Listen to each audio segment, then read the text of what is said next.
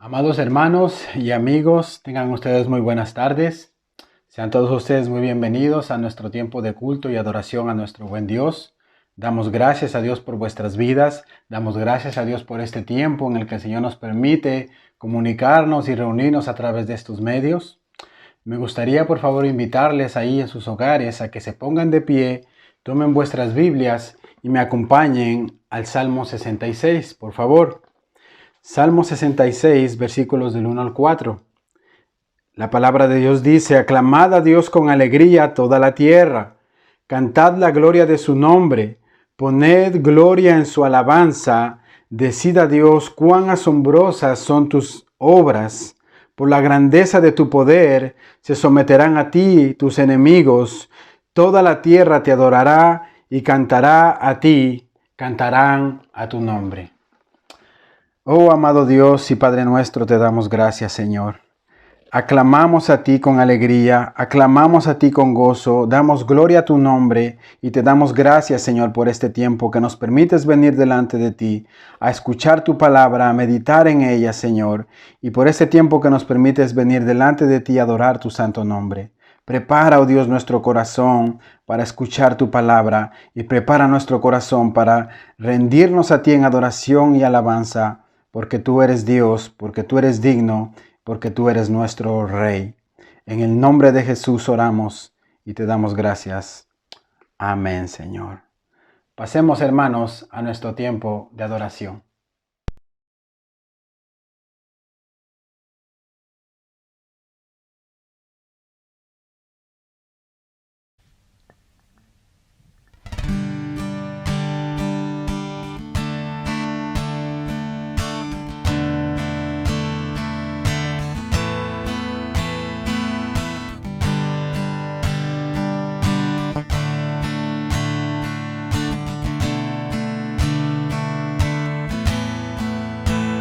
Las cadenas de la muerte me quitó.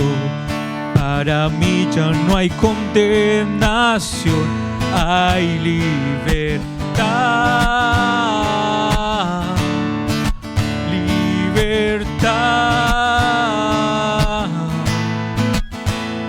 Siendo esclavo del pecado me libró.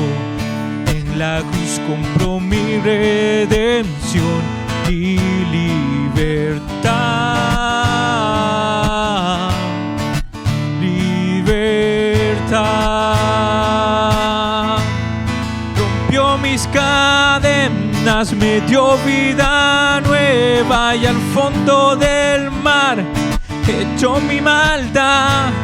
Lavó mis pecados y me ha perdonado. Solo en el nombre de Jesús hay libertad.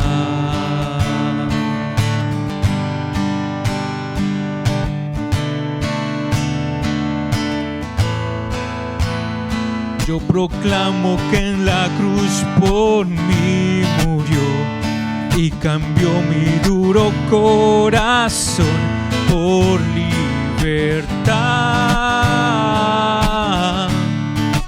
Libertad.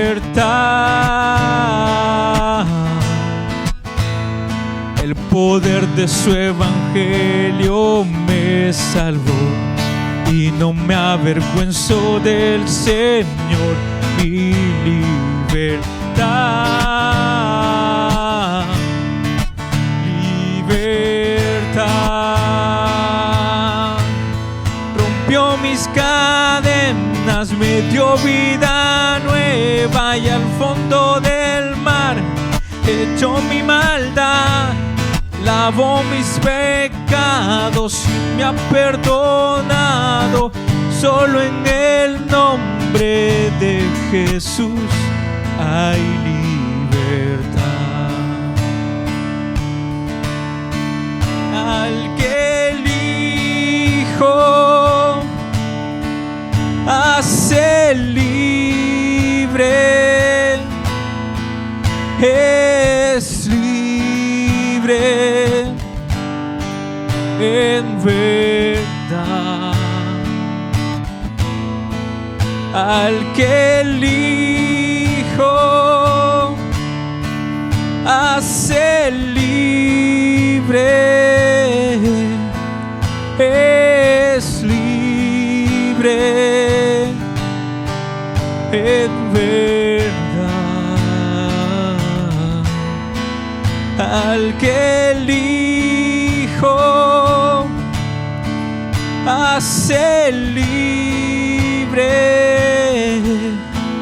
es libre en verdad. Al que el Hijo hace libre, es libre en verdad. Rompió mis cadenas, me dio vida nueva, y al fondo del mar echó mi maldad, lavó mis pecados y me ha perdonado, solo en el nombre de rompió mis cadenas, me dio vida nueva, y al fondo del mar echó mi maldad, lavó mis pecados y me ha perdonado, solo en el nombre de Jesús hay libertad.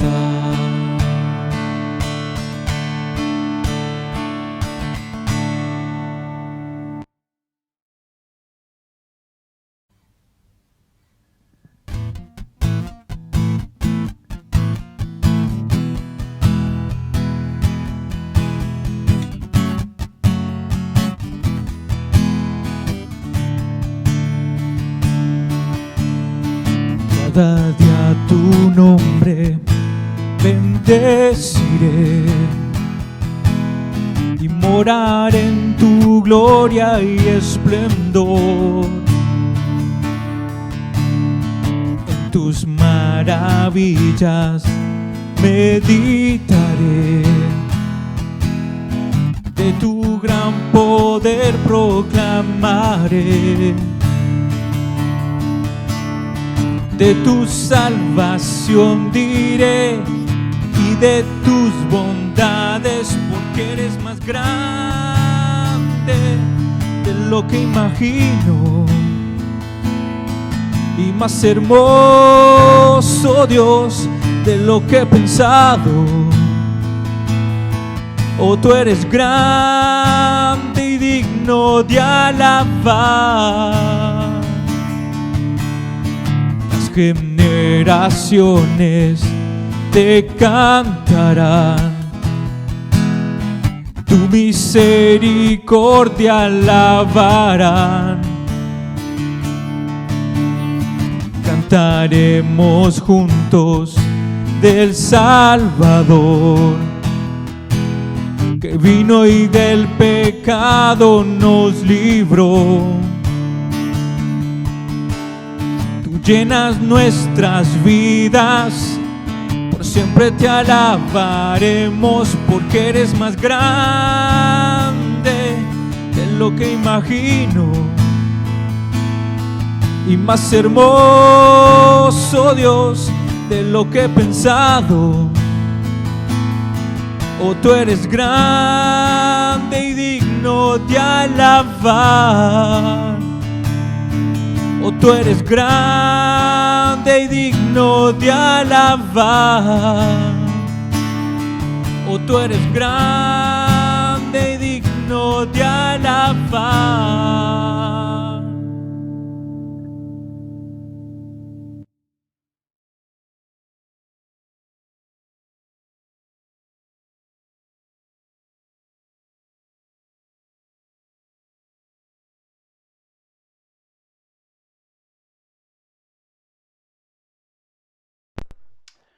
Amén. Damos gracias a Dios entonces por este tiempo de alabanza.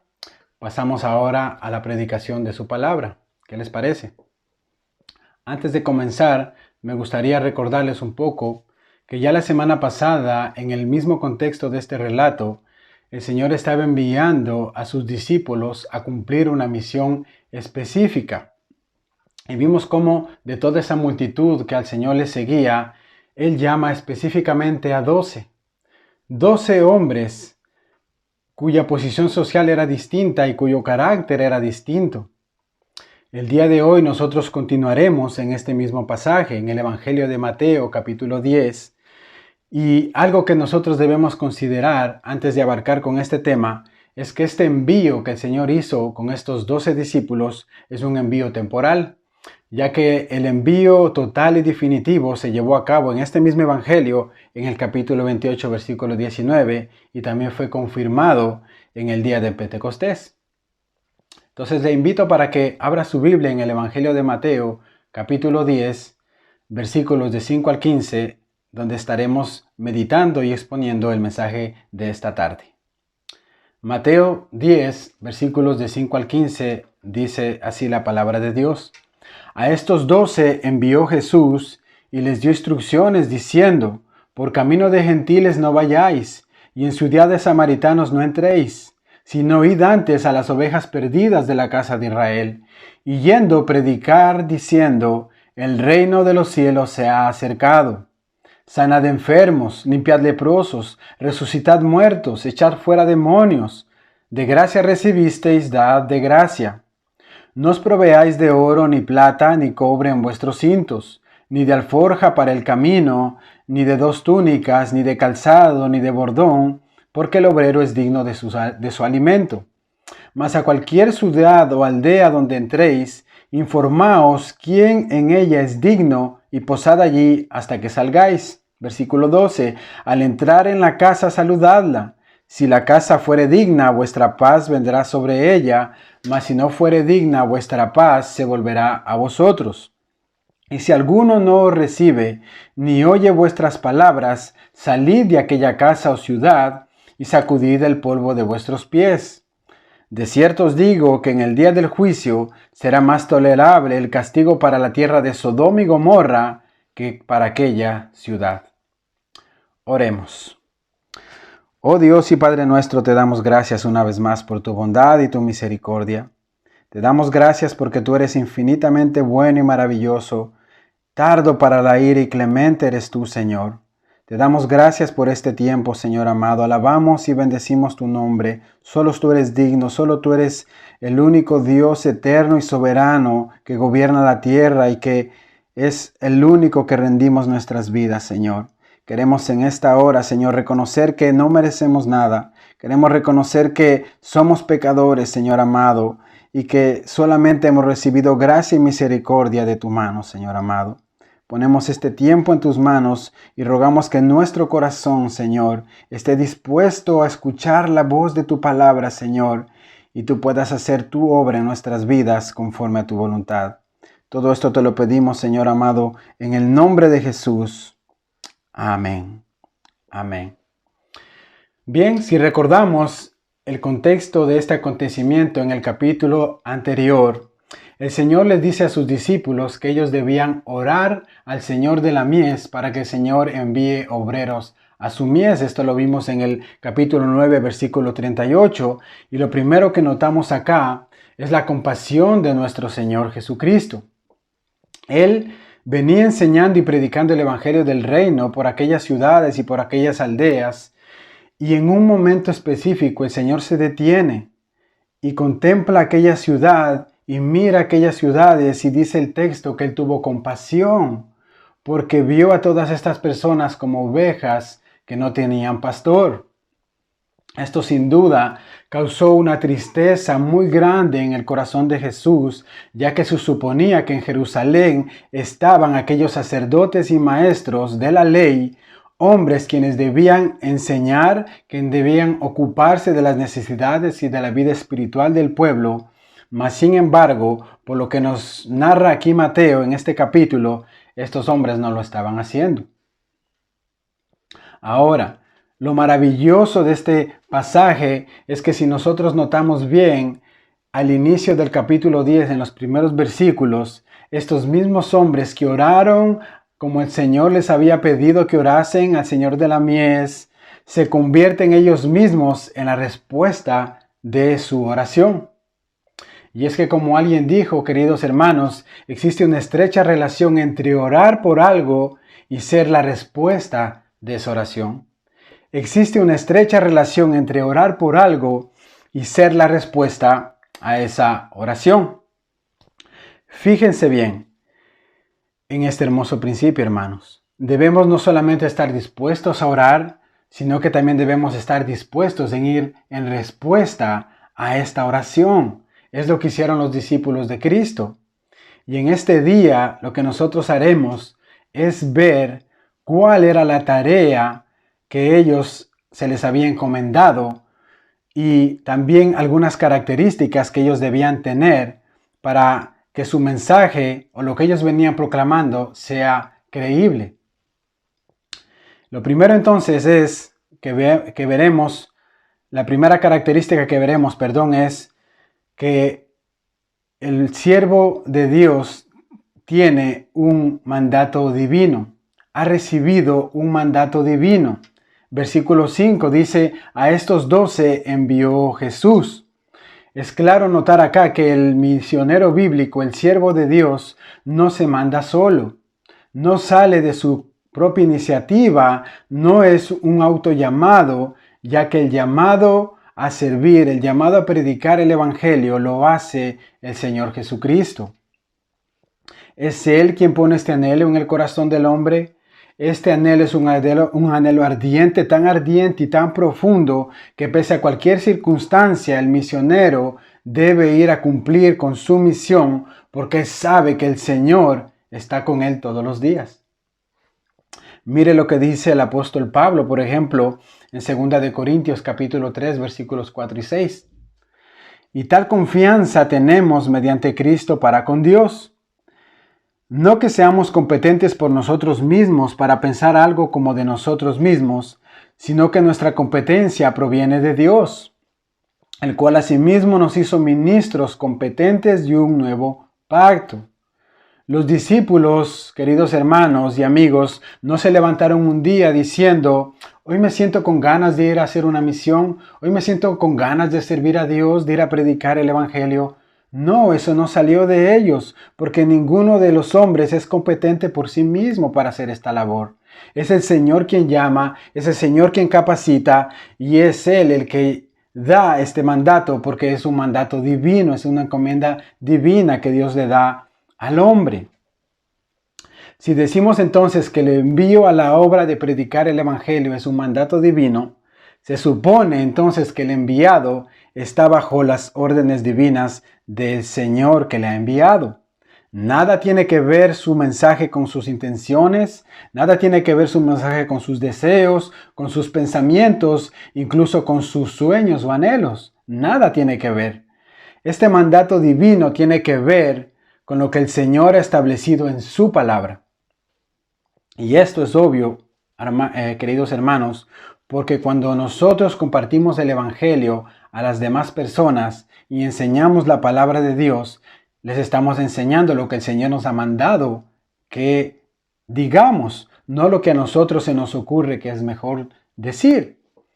Esto quiere decir que solamente a Él se le debe rendir toda la gloria por medio de una actitud obediente al mandato que Él nos ha mandado hacer. Y como es un mandato divino, entonces tenemos que tener claro que es Dios quien debe determinar lo que el siervo debe de decir y es Dios quien debe determinar lo que el siervo debe hacer. Amén. Otra segunda característica que vemos en el texto es que el siervo de Dios, el misionero bíblico, tiene un enfoque definido. Acompáñame al versículo 5 y 6 de este Evangelio de Mateo que estamos viendo. Dice, por camino de gentiles no vayáis, y en ciudades de samaritanos no entréis, sino id antes a las ovejas perdidas de la casa de Israel. Es importante entonces que el misionero bíblico tenga un enfoque definido, un norte, una meta, algo en el cual ha fijado su ministerio y el llamado que Dios le ha dado. En este caso, es el Señor quien ha establecido este enfoque para sus discípulos. Ellos debían de ir a los judíos, al pueblo escogido de Dios, a quienes se les había sido entregada la ley, a llevarles un mensaje específico. Y esto a lo mejor nos traiga a nosotros una pregunta acá. ¿Por qué Jesús no permitió que sus discípulos pudiesen ir a los samaritanos, por ejemplo? ¿O por qué el Señor no permitió que sus discípulos vayan a los gentiles a predicarles el Evangelio? ¿Será acaso que el Señor no tiene compasión de estas personas? Nosotros sabemos que esto no es así, ya que la evidencia hoy en día nos muestra esta verdad. Porque hoy en día, gente de toda tribu, lengua y nación ha alcanzado la salvación por medio de Jesucristo. Entonces lo que el Señor estaba haciendo aquí era mostrarles a sus discípulos que el mensaje que les había enviado, encomendado a llevar, tenía que tener un enfoque específico que ellos no debían de descuidar. El Señor había venido a buscar al pueblo, a las ovejas perdidas de Israel. Ahora Dios quiso desde el principio, por medio de su pueblo Israel, poder alcanzar a las demás naciones. Este enfoque estaba determinado desde el inicio. Ustedes recuerdan cuando Dios llama a Abraham y le dice que en ti serán benditas todas las naciones de la tierra. Vemos entonces que el deseo de Dios era que Israel sea el instrumento para llevar el mensaje al resto de las ciudades, al resto de las naciones, de los pueblos que no eran judíos. Ahora nosotros sabemos que los israelitas no cumplieron con esta labor. Pero ahora nosotros podemos dar gracias a Dios que el Evangelio ha sido dado, que el Evangelio nos ha sido comunicado a los gentiles de manera explícita. Y ahora tú y yo, amado hermano, estamos llamados a predicar el Evangelio del reino a toda criatura. A toda criatura.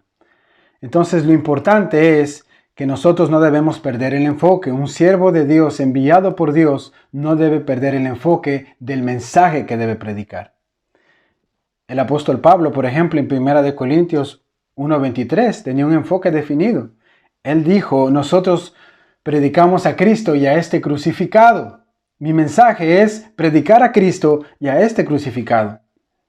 Él estableció este criterio en su ministerio. Vemos otro pasaje también en Romanos 15, versículo 20. El apóstol Pablo dice, y de esta manera me enfoqué o me esforcé a predicar el Evangelio, no donde Cristo ya hubiese sido nombrado para no edificar sobre fundamento ajeno. El apóstol Pablo tenía establecido un criterio y tenía un norte, tenía una orientación hacia dónde él apuntaba. Pablo estaba claro en esto. Él tenía un enfoque definido. Él sabía que Dios quería usar su vida y Dios quería que él hiciese esta labor a través de sus dones y por medio de su ministerio para que él pueda predicar el Evangelio de Cristo donde Cristo aún no había sido anunciado, es decir, a los gentiles.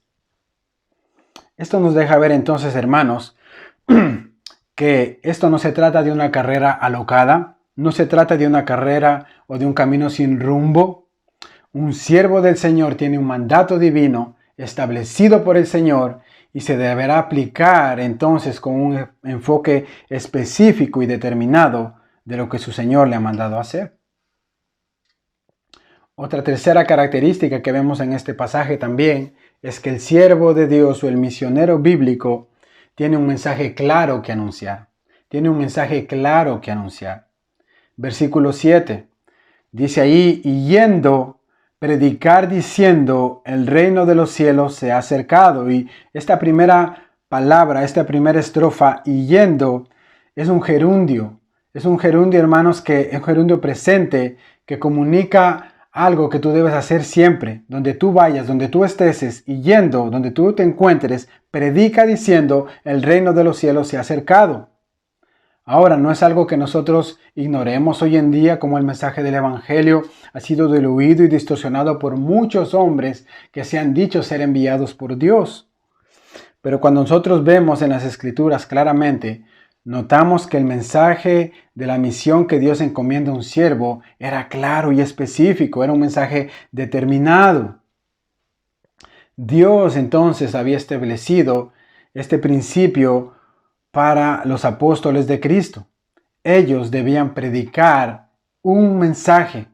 El mensaje era el reino de los cielos se ha acercado.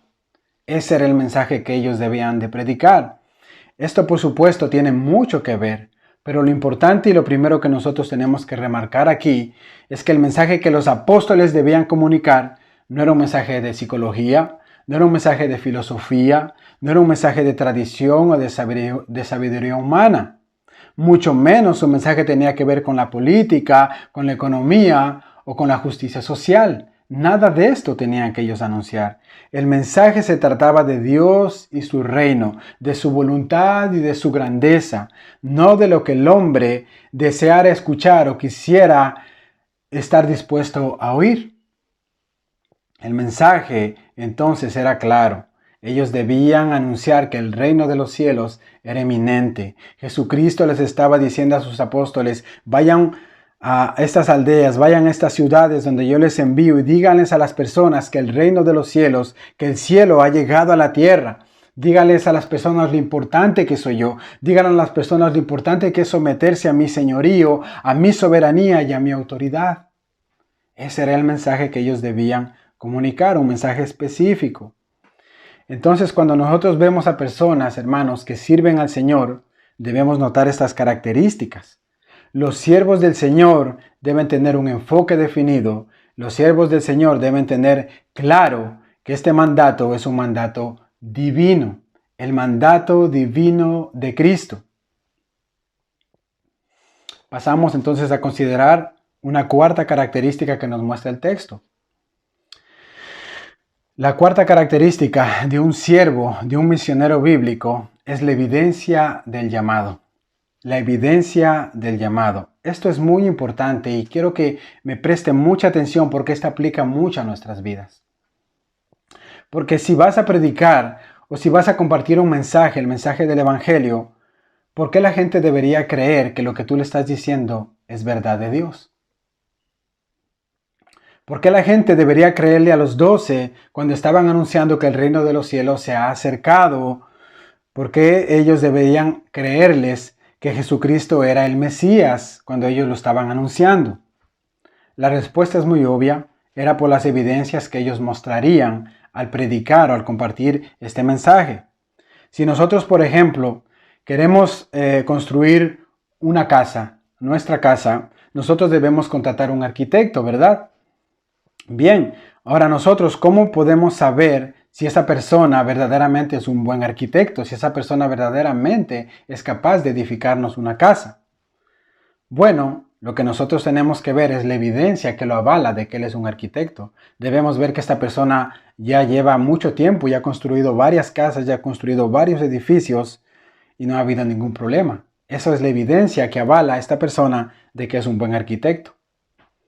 Ahora, la pregunta aquí es, ¿cómo harían los 12 para demostrar que verdaderamente ellos eran enviados por Dios, eran emisarios de Dios? Bueno, nosotros hacemos esta pregunta, o yo les hago esta pregunta, porque si ustedes recuerdan, la mayoría de los apóstoles eran hombres sin educación. Todos tenían un pasado muy oscuro, una vida de pecado y contraria a la voluntad de Dios.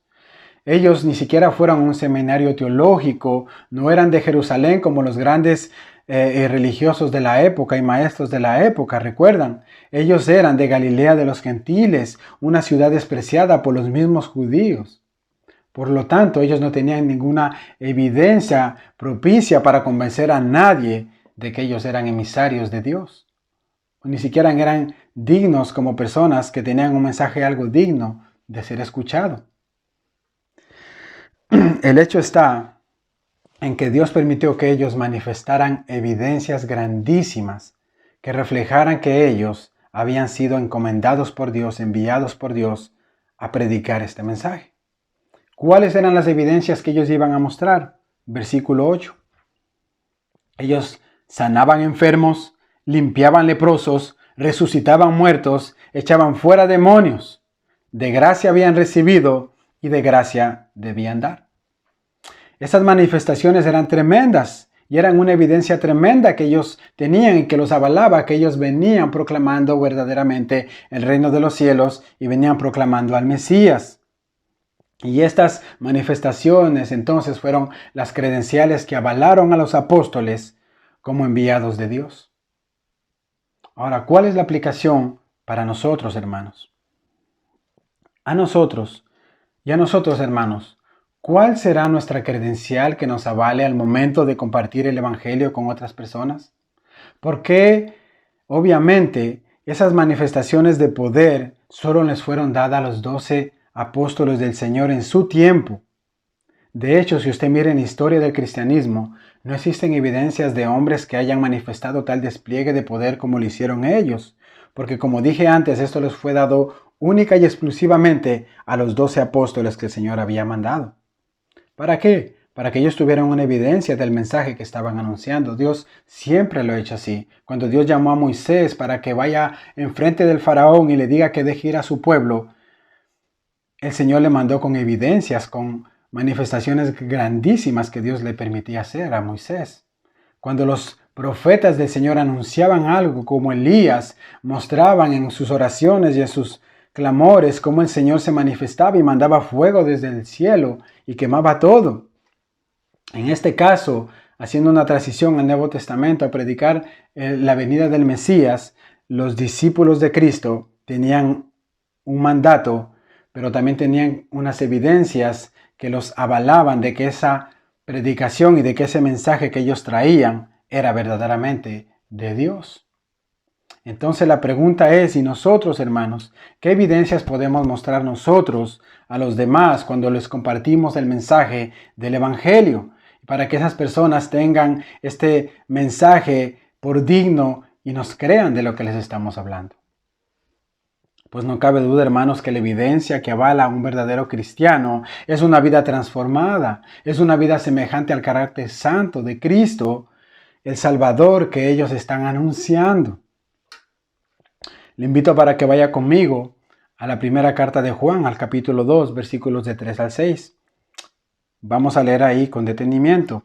Primera de Juan, capítulo 2, versículos de 3 al 6. Dice el apóstol, y en esto sabemos que nosotros le conocemos, si guardamos sus mandamientos. El que dice, yo le conozco y no guarda sus mandamientos, tal es mentiroso y la verdad no está en él. Y digo yo, si esta persona es un mentiroso y la verdad no está en él, ¿cómo su mensaje puede ser creíble? Continuamos, versículo 5. Pero el que guarda su palabra, en verdaderamente el amor de Dios se ha perfeccionado. Por esto sabemos que estamos en Él. El que dice que permanece en Él debe andar como Él anduvo. Esa es la evidencia clara de un verdadero siervo de Dios. Debe andar como Él anduvo. Por otra parte, Pablo, cuando le escribe su carta a Tito, le deja una recomendación para las mujeres ancianas de la iglesia, para las mujeres maduras en la fe, y les dice que les enseña a estas mujeres a ser prudentes, castas, cuidadosas de su casa, buenas, sujetas a sus maridos. ¿Para qué? Para que la palabra de Dios no sea blasfemada, para que la palabra de Dios sea tenida por digna. Versículo 6 dice, exhorta asimismo a los jóvenes a que sean prudentes, jovencitos que están compartiendo el mensaje de la palabra de Dios en las escuelas, en los colegios, en la universidad. Sean prudentes para que su mensaje sea creíble, tengan una vida conforme al carácter de Cristo. Versículos 7 y 8, prestándote tú en todo como ejemplo de buenas obras, en la enseñanza mostrando integridad y seriedad, palabra sana y irreprochable, de modo que el adversario no se avergüence y no tenga nada malo que decir de vosotros. Evidencias que debemos manifestar cuando proclamamos el Evangelio. El verdadero creyente entonces mostrará evidencias en su vida que lo acreditan, que el mensaje que él pretende comunicar es veraz y verdadero, porque primeramente ha hecho una obra en su corazón. Amén. Nuestro mayor ejemplo, hermanos, el Señor Jesucristo. Él mostró evidencias que Él era quien decía ser, es decir, el Mesías. Ustedes recuerdan la pregunta de Juan el Bautista estando ahí en la prisión. Él manda a sus discípulos, a sus seguidores, que vayan de Jesús y le pregunten si es que Él era el Mesías o si tenían que esperar a otro, ¿lo recuerdan? ¿Y cuál fue la respuesta de nuestro Señor Jesucristo? Fue una respuesta impresionante. Mateo 11, versículos 4 y 5. Respondiendo Jesús les dijo, Id y haced saber a Juan las cosas que oís y veis. ¿Cuáles cosas? Los ciegos ven, los cojos andan, los leprosos son limpiados, los sordos oyen, los muertos son resucitados, y a los pobres es anunciado el Evangelio. Esto era una credencial que avalaba verdaderamente quién era Jesucristo, quién era Él, que Él era el Mesías. Y vemos también allí su corazón compasivo, su despliegue de poder y su autoridad ante todo lo creado, lo invisible como lo visible. Asimismo entonces, hermanos, el misionero bíblico, el siervo enviado por Dios, debe de tener un corazón lleno de compasión para con el necesitado. Solo los falsos maestros o los que se autonombran como misioneros son aquellos que no tendrán ninguna preocupación por el pueblo de Dios. Seguramente si se ocupan de algunos será porque estos les producen o les generan algún beneficio, pero se olvidarán del resto. El mismo Señor Jesucristo recriminó, por ejemplo, a los falsos maestros de su época, ya que ellos no se estaban ocupando pertinentemente de aquellos que tenían necesidad, sino que estaban usando más bien de ellos. Fíjese, vaya conmigo aquí mismo en el Evangelio de Mateo, capítulo 23, versículos 13 y 14. El Señor les dijo: «Ay de vosotros, escribas y fariseos, hipócritas, porque cerráis el reino de los cielos delante de los hombres, pues ni entráis vosotros, ni dejáis entrar a los que están entrando». Es decir, tú predicas un mensaje, pero tu vida muestra otra cosa y las personas no creen ese mensaje que tú les estás predicando. Ni tú entras ni dejas entrar. Versículo 14. «Ay de vosotros, escribas y fariseos hipócritas, porque devoráis las casas de las viudas, de las personas que tienen necesidad, y como pretexto hacéis largas oraciones, por esto recibiréis mayor condenación». Los falsos maestros no se van a ocupar de las necesidades de las personas o del pueblo que están cuidando, sino que van a devorar las casas de las viudas, van a usar de ellos para sus propios beneficios. Hermanos, a lo largo de la historia nosotros podemos notar que una verdadera marca distintiva de siervo de Dios es alguien que tiene un compromiso determinado hacia aquellos que verdaderamente tienen necesidad y está dispuesto a ayudar. Otra clara credencial también que tenían estos apóstoles y que tiene asimismo una aplicación para nuestras vidas, lo vemos también una vez más en el versículo 8, ¿no? Te dice, ellos sanaban enfermos, limpiaban leprosos, resucitaban muertos y echaban fuera demonios. Era una credencial tremenda la que ellos tenían, manifestaciones tremendas de parte de Dios. Ahora nosotros en el libro de los Hechos podemos notar que ellos hicieron todo esto. Comisionados y empoderados por el Señor fueron hombres de Dios que cumplieron con el mandato divino que el Señor les había encomendado. Y sus acciones, las manifestaciones que ellos tenían, les avalaban de que ellos eran siervos de Dios. Ahora, ¿cuál es la aplicación para nosotros entonces? Podemos decir con firmeza, hermanos, que es el poder divino en nuestras vidas. Una persona que ha sido llamada por Dios, una persona que ha sido transportada de las tinieblas a su luz admirable, va a reflejar un carácter en sus acciones, en sus palabras, porque tiene el poder de lo alto que ha hecho una obra en su corazón. Ahora, es claro que hoy en día ni usted ni yo tenemos el poder para echar afuera demonios, ni tampoco para sanar enfermos, pero sí tenemos el poder de Dios por medio de su Espíritu Santo para hacer que las personas a través de la predicación del Evangelio literalmente pasen de muerte a vida. Tenemos este mandato de Dios para hacer que estas personas sanen sus corazones destrozados a causa de sus pecados, de traer alivio y paz a sus vidas por medio del mensaje del Evangelio, o incluso traer, reconciliar relaciones que estaban muertas de padres e hijos o de cónyuges incluso. Pero la relación más importante que nosotros podemos llegar a reconciliar es la de Dios con el hombre por medio de la predicación de la palabra, por medio del poder divino de su Espíritu Santo que nos ha sido dado. Y todo esto por pura gracia y misericordia, mis hermanos. Y esto entonces será las credenciales que nos avalen de que nosotros verdaderamente estamos cumpliendo con el mandato divino. Porque es Dios en primera instancia quien se va a ocupar de transformar esas vidas. Y todo esto, mis amados hermanos, se logra solamente y exclusivamente por medio de la locura de la predicación del Evangelio. Bendito Evangelio de la gracia de Cristo. Por otra parte, entonces, avanzando, una marca distintiva de aquellos que no son verdaderos siervos de Dios es que descuidan y rechazan la importancia del poder de Dios. Jesús mismo acusó a los saduceos en su época diciéndoles: erráis ignorando las Escrituras y el poder de Dios. En Mateo 22, versículo 9, erráis ignorando las Escrituras y el poder de Dios. Estos personajes, hermanos, descansaban y confiaban en su poder, en su estética religiosa, pero en lo que tenía que ver con el mensaje glorioso de nuestro Dios, ellos estaban totalmente alejados de esto. No ponían su confianza en este mensaje glorioso. Una quinta característica, hermanos, que vemos aquí es que un siervo de Dios, un misionero bíblico, tiene desapego a lo material. Tiene desapego total a lo material. Versículo 8. De gracia recibiste, da de gracia. El verdadero siervo de Dios reconoce que todo lo que tiene y lo que puede dar viene de Dios.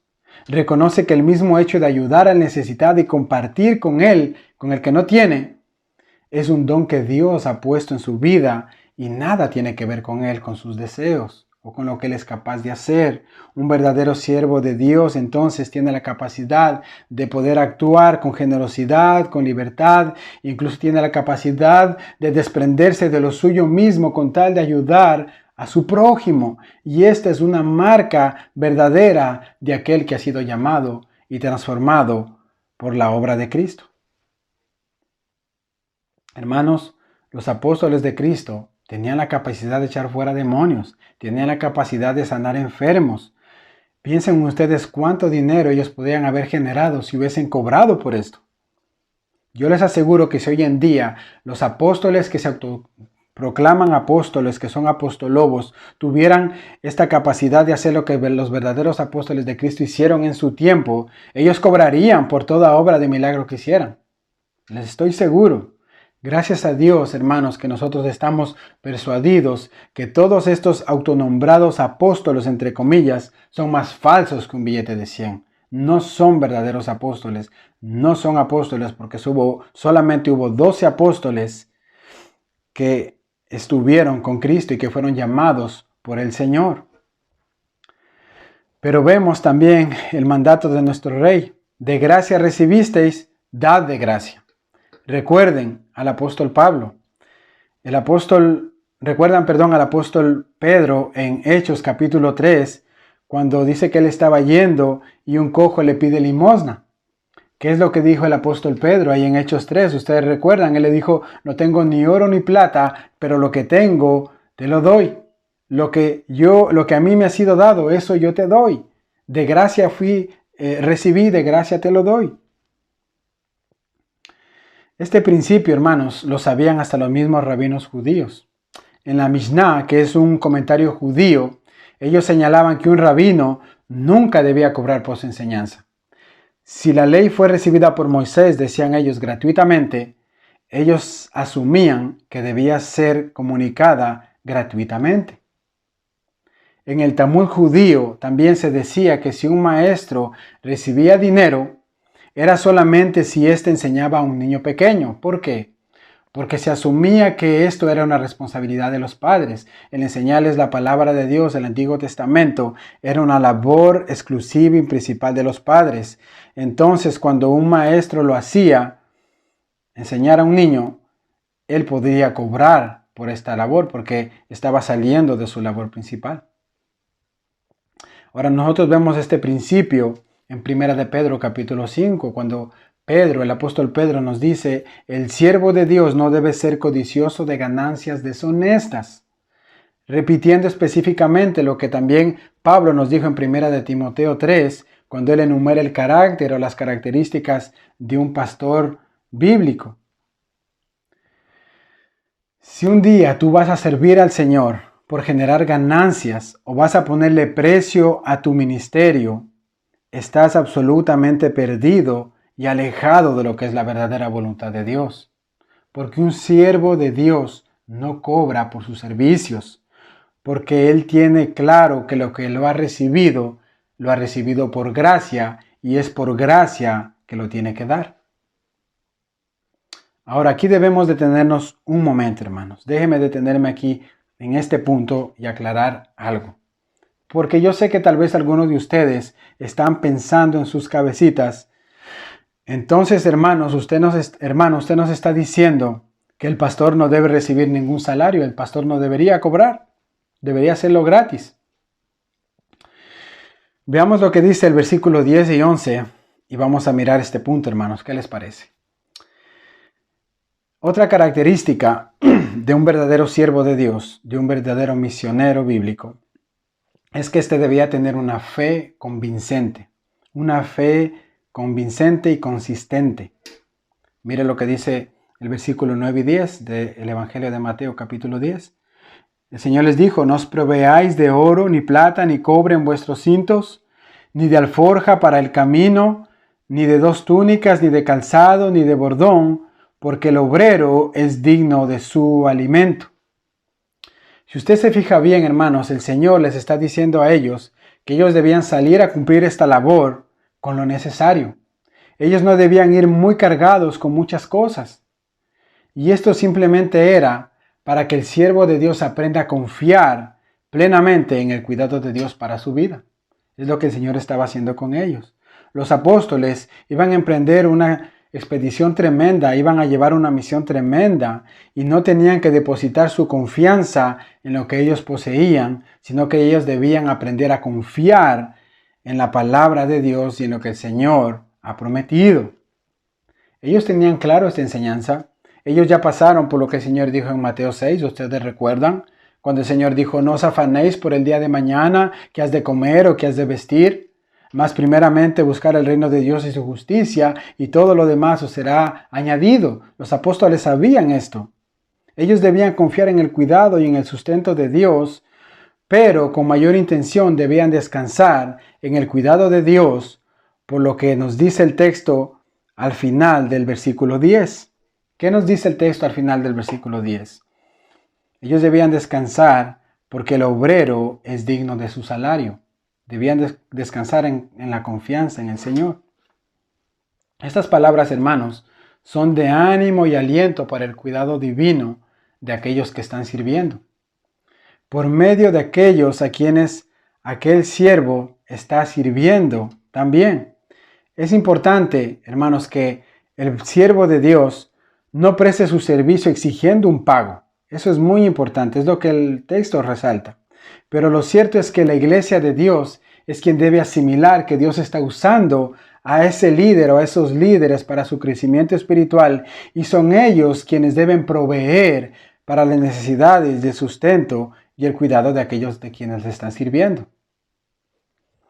El punto acá es que el siervo de Dios, ya sea misionero, sea pastor o sea un plantador, debe de confiar en que Dios va a proveer lo necesario y por lo tanto debe servir. Ahora, el texto dice que Dios se va a encargar de proveer lo necesario porque el obrero es digno de su salario. La pregunta es ¿cómo? Lo que tenemos acá, hermanos, es una instrucción doble. Una instrucción doble que todo creyente debe asumir. Todos aquellos que se dicen cristianos deben asumir esa instrucción. Dios pone la confianza en el obrero. El obrero es digno de su salario. Él debe ir y cumplir con la misión que el Señor le ha llamado sin exigir un pago. Él debe hacer esto sin pedir un pago. Pero el pueblo de Dios es quien debe asumir como su deber el llevar adelante esta responsabilidad preciosa. En el libro de los Hechos, en el capítulo 4, nos dicen que todos aquellos que habían creído en el Evangelio tenían un solo sentir, un solo corazón, y dice que vendían las propiedades que tenían y se repartían entre todos según la necesidad de cada uno para que no le falte nada a ninguno. Pero en este capítulo 4 del Evangelio, del libro de los Hechos, me llama mucho la atención un hombre llamado Bernabé, uno de los primeros miembros de la iglesia primitiva, que nos dice en el versículo 37 que tenía una heredad y que la vendió y la trajo y que trajo el precio y lo puso a los pies de los apóstoles. Este hombre, Bernabé, estaba mirando la obra de Dios delante de él. Estaba mirando estos siervos de Dios que venían proclamando el mensaje del Evangelio y mostrando la veracidad de todo esto por medio de manifestaciones dadas por Dios. Y él confía y cree y decide vender su propiedad y traer ese dinero y poner a los pies de los apóstoles para el sustento de ellos. Es interesante ver esto, hermanos. Entonces el siervo de Dios no cobra. El siervo de Dios no pone precio a lo que el Señor le ha mandado hacer. Pero el pueblo de Dios sabe que el obrero es digno de su salario. El pueblo de Dios es quien debe proveer para el sustento de sus pastores o líderes, no de una manera desordenada, no de una manera que redunde solamente en ganancias para el pastor o los pastores y que estos tengan lujos y casas grandes y carros lujosos. Nada de esto, sino que el texto dice es digno de su salario, de un salario como cualquier otro. Primera de Timoteo 5, versículos 17 y 18, el apóstol Pablo dice allí: los ancianos que gobiernan bien, hablando en el contexto de la iglesia, los ancianos que gobiernan bien, sean tenidos por dignos de doble honor, mayormente los que trabajan en predicar y enseñar. Versículo 18, por la escritura dice, no pondrás bozal al buey que trilla, y digno es el obrero de su salario. El siervo de Dios no debe exigir un salario, pero la iglesia asume que no solo debe honrar, sino doble honrar, según el texto que hemos leído, a quienes trabajan en la predicación y en la enseñanza. No pondrás bozal al buey que trilla. El buey tiene permiso de comer aquellos alimentos por los cuales está trabajando. Asimismo, el obrero es digno de su salario. El mismo apóstol Pablo señala en 1 Corintios capítulo 9, versículo 14, que los que predican el Evangelio vivan del Evangelio. La enseñanza entonces es que un obrero fiel no pone precio, porque por gracia ha recibido este mandato y por gracia él debe darlo. Pero por otro lado, la iglesia del Señor sabe que tiene una responsabilidad. La iglesia del Señor sabe que tiene un ejercicio que hacer. Y ese ejercicio es ver, observar con detenimiento a los líderes que le están sirviendo y ver si ellos están modelando el carácter conforme a lo establecido con la Escritura.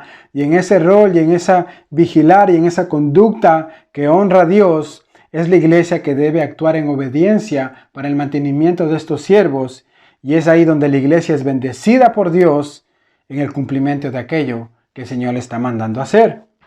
Entonces, deben haber marcas de un llamamiento divino en aquellos que dicen ser siervos de Dios. Deben haber marcas de un llamamiento divino. Deben haber marcas de una compasión efectiva y eficaz hacia los más necesitados, hacia los pobres. Debe haber una manifestación del poder de Dios en la predicación y en la enseñanza del Evangelio. Debe ser alguien que está desprendido de las cosas materiales, que todo lo que lo ha recibido de gracia, entonces se lo da por gracia. Y sin duda debe ser alguien que tiene una fe consistente, que confía en que Dios lo llamó y debe estar dispuesto a hacer todo aquello lo que el Señor le mande hacer para la gloria de Cristo. El resto, hermanos, de los versículos del capítulo 10, del versículo 11 en adelante, son instrucciones que el Señor les da a sus apóstoles. Versículo 11 dice: Mas en cualquier ciudad o aldea donde entréis, informaos quién en ella es digno, y posad allí hasta que salgáis. Y al entrar en las casas, saludadla. Y si la casa fuere digna, vuestra paz vendrá sobre ella. Mas si no fuere digna, vuestra paz se volverá a vosotros. Si alguno no os recibiere, ni oyere vuestras palabras, salid de aquella casa o ciudad y sacudid el polvo de vuestros pies. Eran instrucciones que el Señor les estaba dando. Ahora, lo que nosotros debemos rescatar y saber es que es un hecho que el mensaje del Evangelio no va a ser aceptado por todos. No todos van a recibir el mensaje del Evangelio, muchos lo van a rechazar y otros lo van a recibir, por supuesto, y es el siervo de Dios quien debe tener discernimiento de estas cosas. A los que lo reciben, dedicarles tiempo, ocuparse de ellos como el pastor se ocupa de sus ovejas, instruirlos, alimentarlos con la palabra de Dios. A los que lo rechazan y no muestran un cambio en su vida, en su corazón, por medio de la enseñanza y la predicación, no perder el tiempo. Si la casa no fuere digna, vuestra paz se volverá a vosotros. Sal de ahí y sacúdete el polvo, no te quedes, no insistas. Y al final, en el versículo 15, hay una advertencia para aquellos que rechazan el mensaje. El Señor les dice, de cierto os digo que en el día del juicio será más tolerable el castigo para la tierra de Sodoma y de Gomorra que para aquella ciudad. El mensaje es claro. Si no recibes el Evangelio de Jesucristo y lo rechazas o incluso haces burla de él, si no recibes la salvación por medio de Cristo, enfrentarás un día un severo juicio por parte de Dios. Para traer una aplicación a todo esto, mis hermanos, que hemos dicho, en especial me dirijo a los amigos que nos están escuchando, aquellos que todavía no tienen a Cristo como su Señor y Salvador. El mensaje del Evangelio tiene dos caras: amor o ira, salvación o condenación, cielo o infierno. Y un misionero bíblico tiene el mandato por parte del Señor de presentar estas dos caras de la moneda al compartir el mensaje del Evangelio. El misionero bíblico no puede solamente hablar del amor de Dios y evitar la ira de Dios. No puede hablar solamente de la salvación sin hablar de la condenación. Si esta persona no lo hace así, lo que está haciendo es diluir el mensaje del Evangelio. Porque no puede ser una buena nueva sin que no haya una mala que no sea muy buena. La mala noticia es que el hombre es pecador y está alejado de la gloria de Dios, y Dios está irado contra el pecador todos los días, y un día va a recibir la ira de Dios sobre su vida. Ahora, es verdad que Dios es amor. Dios muestra su amor para con nosotros en que, siendo aún pecadores, Cristo murió por nosotros, Romanos 5:8, eso es verdad. Pero también es verdad que Dios es un Dios de ira y que un día vendrá a juzgar con justo juicio a las naciones. Alguien dijo que la más grande manifestación del amor de Dios fue la cruz. La más grande manifestación de Dios fue la cruz. Fue su Hijo molido y crucificado por nuestros pecados. Esa fue la más grande manifestación del amor de Dios. El Evangelio de Juan, capítulo 3, versículo 16 nos dice, porque de tal manera amó Dios al mundo que dio a su Hijo. Dio a su Hijo. Pero también la más grande expresión de la ira de Dios será el infierno, la condenación. De cierto os digo que en el día del juicio va a haber un juicio donde todo hombre tendrá que presentarse delante de Dios para dar cuentas de sus actos y de sus palabras. En el día del juicio será más tolerable el castigo para la tierra de Sodoma y de Gomorra. ¿Ustedes que recuerdan qué hacían estas ciudades? Eran ciudades idólatras, ciudades sumidas en el sodomismo. Eran ciudades donde hombres se acostaban con hombres, mujeres con mujeres. Era una ciudad totalmente perdida.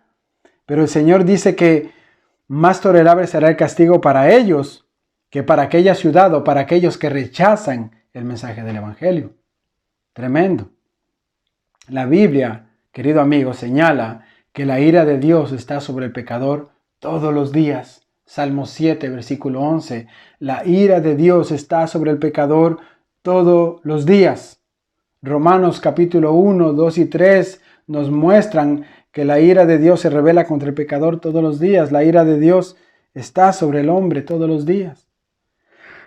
Ahora, si la ira de Dios no se ha manifestado contra el pecador de una manera explícita y visible, es porque Dios aún sigue teniendo misericordia y sigue extendiendo su gracia y sigue extendiendo su amor para que aquellos que aún no han creído en el Evangelio vengan al arrepentimiento y vengan a la fe en Cristo. El siervo fiel entonces debe comunicar estas dos verdades explícitas en la palabra de Dios. Y para nosotros, hermanos, para nosotros como iglesia, hermano, tal vez tú a estas alturas te estarás pensando, bueno, esta es una buena labor, esta es una labor dada para los predicadores, para los líderes de la iglesia, son ellos que deben de comunicar estas verdades del Evangelio. Pues déjame decirte, querido hermano, que estás muy equivocado. Este mandato es un mandato divino y es una responsabilidad mía y tuya también. Por eso yo oro para que Dios anime nuestros corazones y que la gracia de Dios nos aliente, no solamente a orar por misioneros bíblicos que tengan esas características y que tengan un mandato divino, sino que también a todos nosotros que hemos ya recibido, que hemos sido rescatados de las tinieblas a la luz, el Señor nos ayude a comunicar el mensaje del Evangelio y podamos ser obedientes en esto y que su gracia nos ayude y nos aliente a entender que hemos sido llamados a realizar la mejor de las tareas que el hombre puede realizar en esta tierra, que es proclamar su palabra a los perdidos. Que Dios nos ayude, queridos hermanos. Amén.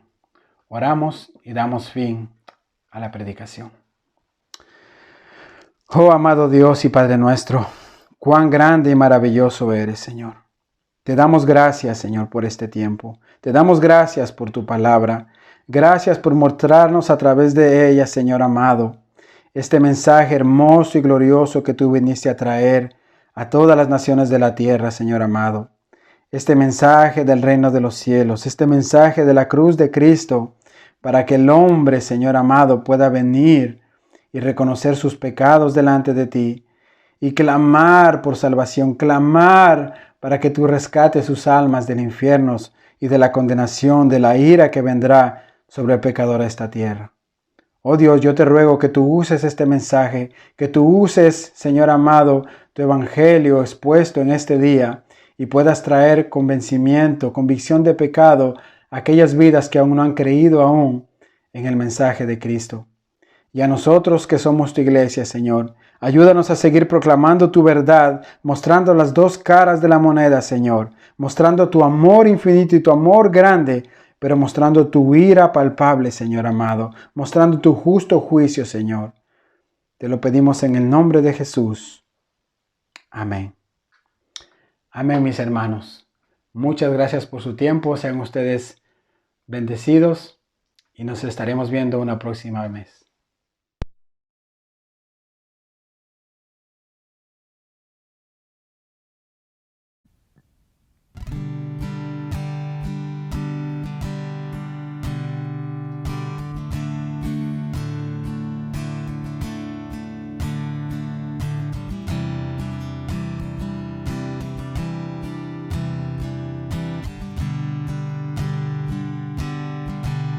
Por encima del sol hay una vista real. De allí la vida se puede ver como es en verdad. Una visión celestial de todo lo terrenal. Toda la historia se ve a la luz de la eternidad. Quiero fijar mis ojos mucho más allá de lo que puedo ver. Miles de páginas me sirven de ventana para andar por fe. Dios está en su trono y lo gobierna todo, puedo yo confiar, pues soberano es Él, pueden subir las aguas, firme está mi alma cuando puedo ver por encima del sol. Oh, por encima del sol. Oh, por encima del sol se puede ver redención. Todo lo viejo cambiado por una nueva creación. La más profunda aflicción luego se vuelve una nueva canción. Cuando yo puedo un destello ver de la gloria de Dios. Quiero fijar mis ojos mucho más allá de lo que puedo ver. Miles de páginas me sirven de ventana para andar por fe. Mi Dios está en su trono y lo gobierna todo. Puedo yo confiar, pues soberano es Él. Pueden subir las aguas, firme está mi alma cuando puedo ver por encima del sol. Oh, por encima del sol.